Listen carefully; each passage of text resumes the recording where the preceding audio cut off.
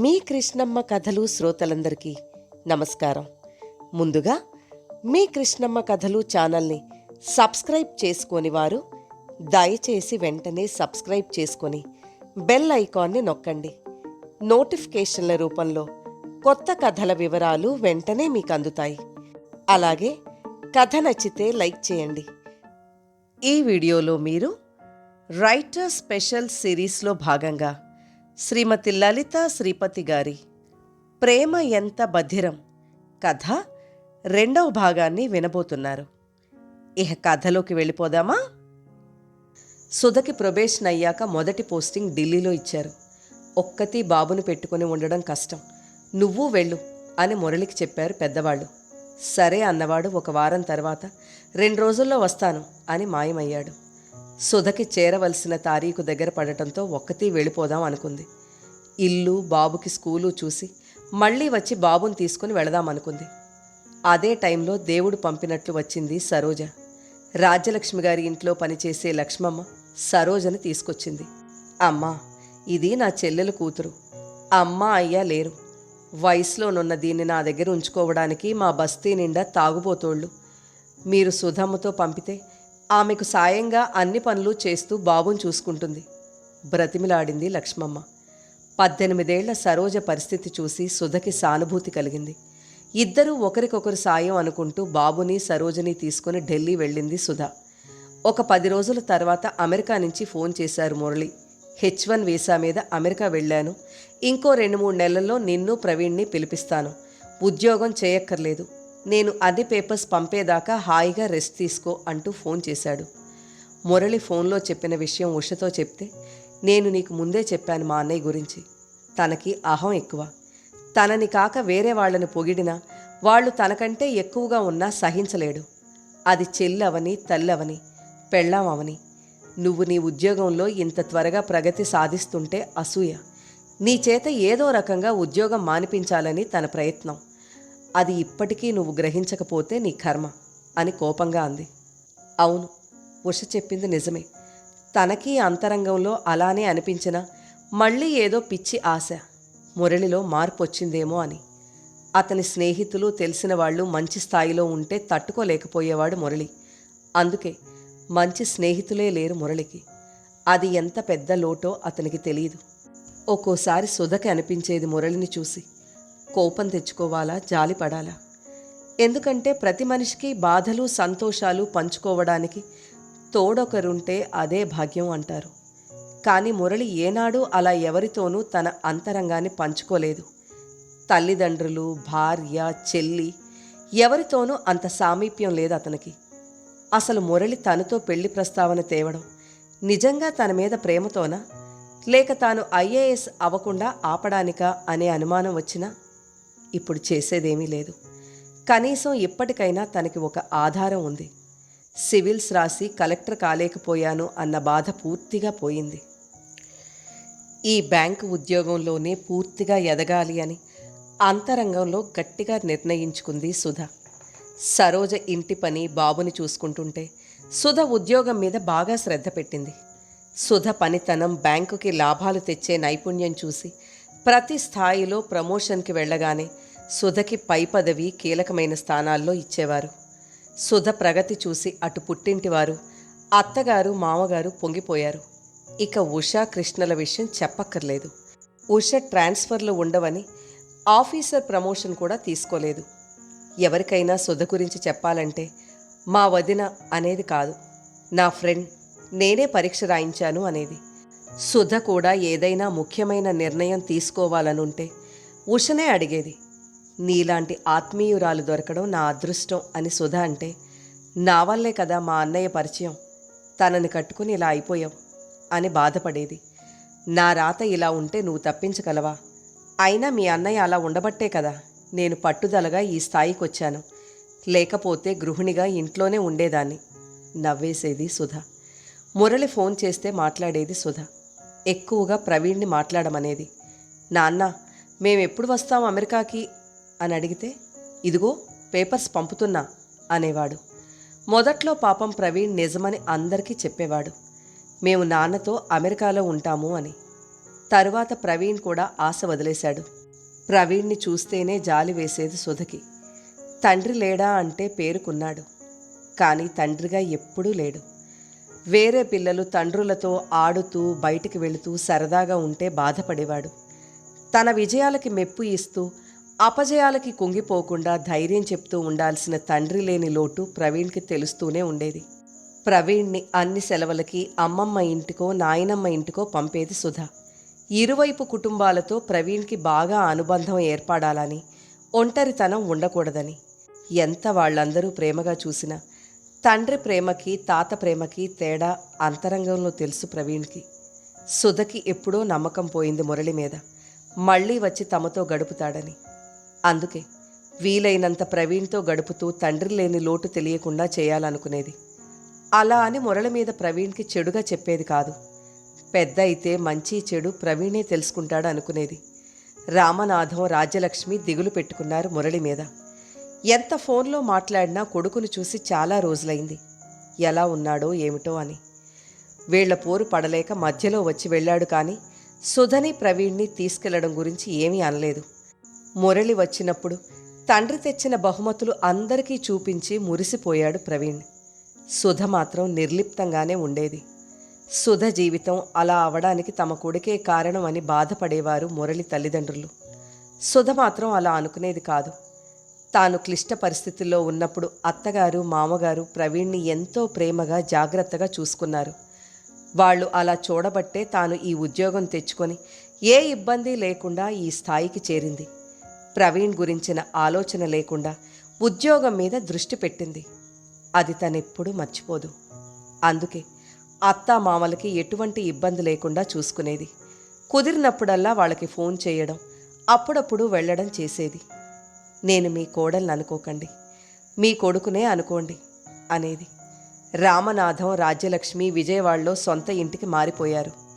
ఉషా, కృష్ణ కూడా ట్రాన్స్ఫర్ పెట్టుకొని విజయవాడ వెళ్ళిపోయారు పెద్దవాళ్ళకి సాయంగా. సరోజకి కూడా లక్ష్మమ్మ రాజు అని వాళ్ళ చుట్టాల్లో అతనితో పెళ్లి కుదిర్చింది. పెళ్లి ఖర్చు అంతా సొద పెట్టుకొని చక్కగా పెళ్లి చేయించింది. రాజుకి డ్రైవింగ్ వచ్చు అని తెలిసి ఆటోకి అప్పు ఇప్పించింది. సుధ తన శ్రద్ధ అంతా ఉద్యోగంలో పెట్టి అంచెలంచెలుగా ఎదిగింది. ప్రమోషన్ మీద సుధకి 5 సంవత్సరాల పాటు అమెరికాలో బ్రాంచ్లో పోస్టింగ్ వచ్చింది. ప్రవీణ్ ఆనందానికి హద్దుల్లేవు. కనిపించిన ప్రతి వాళ్ళకి మేము నాన్న దగ్గరికి వెళ్తున్నాం అని చెప్పాడు. మురళి కూడా ఈ విషయం తెలియగానే తాను ఉంటున్న ఊరికి 5 గంటల దూరంలో సుధ బ్రాంచ్ అని, తాను అన్నీ చూసుకుంటాను అని చెప్పాడు. అమ్మయ్య, ఇప్పటికైనా వీళ్ల సంసారం కుదుట పడుతుంది అని ఇరువైపుల పెద్దవాళ్లు సంతోషపడ్డారు. అమెరికా పోస్టింగ్తో సుధ పేరు బ్యాంకింగ్ సర్కిల్లో మారుమోగిపోయింది. తన నేర్పుతో ఒక బ్రాంచీని 5 బ్రాంచీలకు పెంచింది. జనరల్ మేనేజర్గా ప్రమోషన్ కూడా వచ్చింది. మురళి తనదైన స్టైల్లో సుధని ఉద్యోగం మానేయమని మధ్య మధ్యలో అనేవాడు. నిజానికి సుధ మురళిని పట్టించుకోవడం మానేసింది. వారం వారం వచ్చి ప్రవీణ్తో గడిపి వెళ్ళేవాడు మురళి. తన కొడుకుకి తండ్రి ప్రేమని దూరం చేయడం ఇష్టం లేక సర్దుకుపోయేది. అందరూ తండ్రుల్లాగా మురళి తనతో చనువుగా ముద్దు చేస్తూ ఉండడు అని ప్రవీణ్కి అనిపించేది, కానీ కనీసం ఎంతైనా తనతో గడుపుతున్నాడు అనుకుని సంతోషపడేవాడు. వయసు వస్తున్న కొద్దీ ప్రవీణ్ తల్లి ఎంత కష్టపడి ఎంత ఇష్టపడి ఉద్యోగం చేస్తోందో, దానికోసం ఎన్ని చిన్న చిన్న సంతోషాలు పోగొట్టుకుందో అర్థం చేసుకున్నాడు. తండ్రి మనస్తత్వం కూడా కొద్దిగా అర్థమవసాగింది. తల్లికి గుర్తింపు వస్తే సంతోషం కంటే తండ్రి నుంచి అసూయ ఎక్కువ బయటపడేది. ఆఖరికి తనని పొగడాలన్నా తండ్రి ఆలోచించేవాడు అనుకున్నాడు ప్రవీణ్. అంతకుముందు తండ్రి దూరంగా ఉండడానికి కారణం తల్లే అనుకునేవాడు. కానీ ఇప్పుడిప్పుడే అర్థమవుతోంది తల్లి తన కోసం ఎంత సర్దుకుంటోందో. ఒక రకంగా అమెరికా రావడం మంచిదే అయ్యిందనుకున్నాడు. కొన్ని విషయాలు బాగా అర్థమై తల్లి విలువ తెలుసుకోగలిగాడు. అమెరికాలో ఉండాల్సిన సమయం అయిపోయాక సుధ కోరుకున్నట్లుగా హైదరాబాద్లో పోస్టింగ్ ఇచ్చారు. ప్రవీణ్ చదువు అమెరికాలోనే కొనసాగిస్తాను అన్నాడు. నువ్వు కూడా ఇక్కడే ఉద్యోగం చూసుకో, ఇండియా వెళ్ళకు అన్నాడు మురళి సుధతో. ప్రవీణ్ కూడా అవునమ్మా, నువ్వు కూడా ఉండిపోవచ్చు కదా, ఇక్కడ నీకు మంచి అవకాశాలు వస్తాయి అన్నాడు ప్రవీణ్. కానీ సుధ ఇష్టపడలేదు. మా అమ్మ వాళ్ళకి మీ వాళ్ళకి దగ్గర కదా అని హైదరాబాద్ అడిగాను. నా కోరికను మన్నించారు మా బ్యాంక్ వాళ్ళు. నా పనితనానికి గుర్తింపుగా ఇస్తున్న బహుమానం ఇది. ఈ రకమైన గుర్తింపు, సంతృప్తి నాకు ఉద్యోగం ద్వారానే దొరికింది. నేను ఈ ఉద్యోగం మానను అని మురళితో చెప్పి కొడుకు వంక చూసి, ప్రవీణ్, నువ్వు కూడా చదువయ్యాక ఇండియాలోనే ఉద్యోగం చూసుకో. తాతగారు బామ్మగారు పెద్దవాళ్ళయ్యారు. ఉషా అత్త మామ ఎంతకాలం వాళ్ళ బాధ్యత తీసుకుంటారు? అత్త వాళ్ళు కూడా పెద్దవాళ్ళు అవుతున్నారు. నిన్ను చిన్నప్పుడు అంత ప్రేమగా చూసిన తాత బామ్మ రుణం కొంత కాకపోతే కొంతైనా తీర్చుకోవాలి మనం. అదే వాళ్లకు మనం ఇచ్చే పెద్ద బహుమానం అని. మళ్ళీ మురళితో, ఈ వయసులో మీ అమ్మా నాన్నలకి నీ అవసరం అండా కావాలి. ఇంత మాత్రం ఆదాయం నీకు ఇండియాలో కూడా ఉంటుంది. నువ్వు కూడా నాతో వస్తే మంచిది. కాదంటావా నీ ఇష్టం అంది. మురళి ఏం మాట్లాడలేదు. సుధ హైదరాబాద్ వచ్చింది. ఒక ఇల్లు అమ్మకానికి వస్తే కొనుక్కుని అందులోకి మారింది. ఆ ఇల్లు చాలా నచ్చింది సుధకి. పాతకాలం ఇళ్లలా ముందు ఖాళీ స్థలం, వెనుక ఖాళీ స్థలం, మొక్కలు పెట్టుకోవడానికి, సాయంత్రం కుర్చీ వేసుకొని బయట కూర్చోవడానికి వీలుంది. 2 వాటాల ఇల్లు. పెద్ద వాటాలో తనుండి చిన్న వాటాలోకి సరోజ వాళ్ళని రమ్మంది, తనకి సాయంగా ఉంటారని. సరోజ, రాజు 2 పిల్లలతో వచ్చేశారు. ఇంట్లో అంతా సరోజ చూస్తే రాజు ఆటో నడిపేవాడు. ఆఫీస్కి బ్యాంకు డ్రైవర్ ఉన్నాడు. మిగిలినప్పుడు రాజే కార్ డ్రైవ్ చేసేవాడు. సరోజ పిల్లల చదువు ఖర్చు సుధే భరించేది. వారానికి ఒకసారి సుధ అమ్మ వాళ్ళ ఇంటికి వెళ్ళడమో వాళ్ళు రావడమో జరిగేది. 2 వారాలకు ఒకసారి విజయవాడ వెళ్ళి అత్తగారు వాళ్ళని చూసొచ్చేది. ప్రవీణ్ కూడా చదువయ్యాక ఇండియా వచ్చాడు. వచ్చే ముందు తండ్రిని కలిశాడు. మురళిని చూస్తే ఆరోగ్యం బాగా లేనట్టు అనిపించింది. నాకు ఇండియాలో జాబ్ దొరికింది నాన్న, నేను వచ్చే వారం వెళ్తున్నాను. మీరేంటి ఇలా అయిపోయారు? ఆరోగ్యం బాలేదా? ఒక్కరూ ఇక్కడెందుకు? నాతో వచ్చేయకూడదా? అందరం అక్కడ ఉండొచ్చు. ఆదుర్దాగా అడుగుతున్న కొడుకుని చూసి మొదటిసారి ప్రేమ ఉప్పొంగింది మురళికి. Thank you my son for your concern అంటూ గట్టిగా కావలించుకున్నాడు. మొదటిసారి నిజమైన తండ్రి పరిశ్వన్గా ఆనందం ప్రవీణ్ పొందాడు. తప్పకుండా త్వరలో నిర్ణయం తీసుకుంటాను నాన్న, ప్రేమగా అన్నాడు మురళి. అన్నట్టుగానే ఒక 6 నెలల తర్వాత ఇండియాకి వచ్చేశాడు మురళి. ఇంటి నుండి ఉద్యోగం చేస్తూ విజయవాడలోనే తల్లిదండ్రులతో ఉండిపోయాడు. పెద్ద వయసులోనన్నా కొడుకు తమ దగ్గరికి వచ్చాడని వాళ్ళు కూడా సంతోషపడ్డారు. వారం వారం ప్రవీణ్ వెళ్ళినా సుధ మాత్రం తను ఎప్పుడూ ఎలా వెళ్ళేదో అలాగే వెళ్తుండేది. ఈ మధ్య చూసి వచ్చాను. ఇంతలో ఏమై ఉంటుంది హాస్పిటల్లో చేరేంత అనుకుంటూ, రాజు ఎక్కడున్నావు? ఆలోచనల నుండి బయటపడి అడిగింది సుధ. అమ్మా, హాస్పిటల్ దగ్గరికి వచ్చేశాం అన్నాడు రాజు. ఒక్క నిమిషం సుధ గుండె జల్లుమంది. మురళి ఎలా ఉన్నాడో? నిండా 55 ఏళ్లు లేవు. ఐసీయూ దగ్గర ప్రవీణ్ను చూసి ఎలా ఉంది నాన్నకి ఆదుర్దాగా అడిగింది. హార్ట్ అటాక్ వచ్చింది. అత్యవసర వైద్యం చేశారు. అత్త మామ డాక్టర్తో మాట్లాడుతున్నారు. నేను నీకోసం ఇక్కడున్నాను అన్నాడు తల్లి భుజం మీద చెయ్యి వేసి ధైర్యం చెప్తూ. మాటల్లోనే ఉషా, కృష్ణ వచ్చారు. బైపాస్ చేయాలన్నారు. హైదరాబాద్కి షిఫ్ట్ చేస్తే మంచిదంటున్నారు ఉష చెప్పింది. సుధ బ్యాంక్ వాళ్ళు కూడా వచ్చారు. మేడం, మేము డాక్టర్స్తో మాట్లాడాం. 2 రోజుల తర్వాత స్పెషల్ అంబులెన్స్లో హైదరాబాద్ షిఫ్ట్ చేద్దాం, భయపడక్కర్లేదు అంటూ ధైర్యం చెప్పారు. సుధ వచ్చేలోగా ఇక్కడ వీళ్ళంతా చూసుకున్నారు. ఏదైనా పదవి ప్రభావం అనుకున్నారు ఉషా, కృష్ణ. హైదరాబాదులో మురళికి వైద్యం చాలా బాగా జరిగింది. డిశ్చార్జ్ చేశాక సుధ ఇంటికే తీసుకొచ్చారు. 1 నెల తర్వాత చెకప్కి రమ్మన్నారు. రామనాథం, రాజ్యలక్ష్మి కూడా ఉండిపోయారు. సరోజ, రాజు అన్ని రకాలుగా సాయం చేస్తున్నారు. ఒకరోజు మామూలుగా సుధ ఆఫీస్కి వెళ్తుంటే, నాకు తోచటం లేదు, సెలవు పెడతావా అడిగాడు మురళి. లేదు, నాకు చాలా పనుంది అంది సుధ. నన్ను ఒంటరిగా వదిలేస్తావా? పోనీ నీ సర్వీస్కి పెన్షన్ వస్తుంది కదా, జాబ్ మానే అన్నాడు తేలిగ్గా. మురళి మాటలకి పిచ్చి కోపం వచ్చింది సుధకి. కానీ నియంత్రించుకొని నెమ్మదిగా స్థిరంగా, మురళి, నీ ఆరోగ్యరీత్యా ఎక్కువ మాట్లాడదలుచుకోలేదు, కానీ తప్పట్లేదు. ప్రేమ గుడ్డిదంటారు. గుడ్డిదే కాదు, చెవిటిది కూడా. నువ్వు పెళ్లి చేసుకుందామని అన్నప్పుడు ఎవరేం చెప్పినా వినకుండా తొందరపడ్డాను. నా ఆశయాన్ని కూడా పక్కకు పెట్టి పెళ్లి చేసుకున్నాను. నీ సంగతి నాకు తెలియదు, కానీ నేను నిన్ను అప్పుడు నిజంగా ప్రేమించాను. నీ విజయాన్ని నాదిగా ఆనందించాను. నువ్వు బాధపడితే నేను ధైర్యం చెప్పడానికి ప్రయత్నించాను. నీ ఉద్యోగం పోతే నాకే అలా జరిగినట్టుగా అనుకొని నీకు ఇలా చెయ్యి అలా చెయ్యి అని సలహాలు చెప్పాను. నువ్వు నన్ను మాటలతో చేతలతో బాధపెట్టినా నీతో సర్దుకున్నాను. ప్రేమించాను అని నా వెనకబడి పెళ్లి చేసుకొని నువ్వు నాకు ఇచ్చిన పెద్ద బహుమానం ఏమిటో తెలుసా? ఒంటరితనం. నువ్వు నన్ను 25 ఏళ్ల నుంచి ఒంటరిగానే వదిలేశావు. ఏ విషయంలోనూ నాకు తోడుగా లేవు. నా స్వయం శక్తితో నేను ఈ స్థాయికి వచ్చాను. నా అదృష్టం ఏమంటే మీ వాళ్ళందరూ నా వాళ్ళయ్యారు.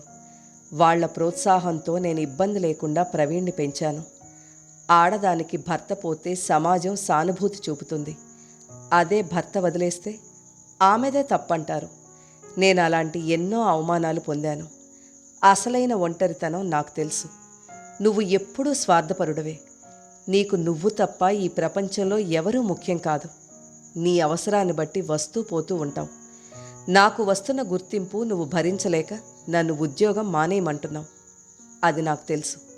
అమెరికాలో ఉన్నప్పుడు నీతో ఉండి ప్రవీణ్ కూడా నువ్వేంటో తెలుసుకున్నాడు. నీకు అవసరమైతే ఆర్థికంగా అండగా ఉంటాను. మనిషిని పెట్టి చేయిస్తాను. అంతేకాని ఉద్యోగం మానేసి నీతో ఉండే సమస్య లేదు. ఇది కూడా మీ అమ్మా నాన్న కోసం, ఇంకా ప్రవీణ్ కోసం మాత్రమే. ఇప్పుడు నేను నీ భార్యను కాదు, వాళ్ల కోడలిగా, నీ కొడుక్కి తల్లిగా మాత్రమే ఉంటాను. ఒకప్పుడు ప్రేమ ఎంత మధురం అనుకున్న నేను తరువాత ప్రేమ ఎంత బధిరం అనుకోవాల్సి వచ్చింది. ఇప్పటికైనా కళ్ళు పూర్తిగా తెరిచి చెవులతో సరిగ్గా విని నిర్ణయాలు తీసుకుంటున్నాను. నాకు త్వరలో ఎగ్జిక్యూటివ్ డైరెక్టర్గా ప్రమోషన్ వస్తోంది. ఆర్డర్స్ కోసం చూస్తున్నాను. నాకు ముంబైలో పోస్టింగ్ రావచ్చు. నేను వెళ్ళిపోతాను. నాకు ఇంకా చాలా సర్వీస్ ఉంది. నేను బ్యాంక్ చైర్మన్ కూడా అవుతాను. నువ్వు ఏమైనా అనుకో, నీకంటే ఉద్యోగమే ముఖ్యం నాకు. ఎందుకంటే నా జీవితంలో నా తోడు నీడ అదే, నువ్వు కాదు. Good bye and take rest అని ధీమాగా ఆఫీస్కు వెళ్తున్న సుధవంక కళ్ళప్పగించి చూస్తూ ఉండిపోయాడు మురళి.